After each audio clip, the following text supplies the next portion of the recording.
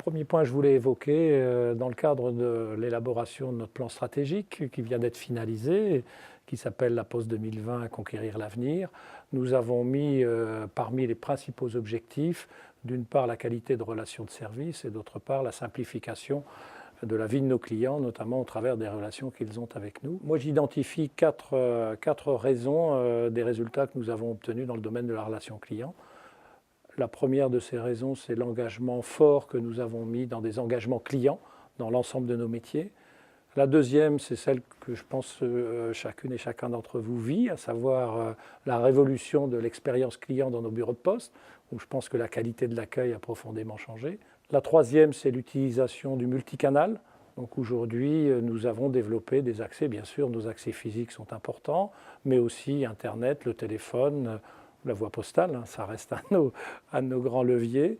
Et la quatrième raison, c'est l'engagement des postières et des postiers au travers de ce qu'on appelle l'esprit de service, qui se traduit dans des attitudes de service, notamment l'accueil, l'amabilité, l'envie de servir et aussi l'efficacité. Tout client veut être reconnu parce qu'il se sent unique et qu'il est unique.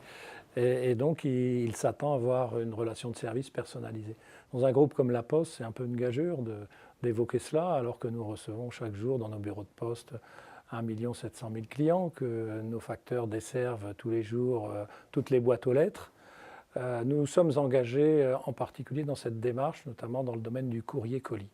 Il faut savoir que nos clients véritables dans ces métiers, ce sont les clients qui sont les apporteurs d'objets, de colis, de lettres, les grands facturiers. Aujourd'hui, nous travaillons à ce que le client de nos clients, c'est-à-dire le client final, nous puissions l'identifier en tant que tel et lui offrir une prestation de service qui soit unique, qui soit celle qu'il attend au travers d'un projet qui fait en sorte qu'il puisse lui-même, au travers notamment de l'utilisation des nouvelles technologies, nous dire à quel moment, où, à quelle heure, voire à quel jour il souhaite recevoir son objet, que ce soit un colis ou que ce soit une lettre.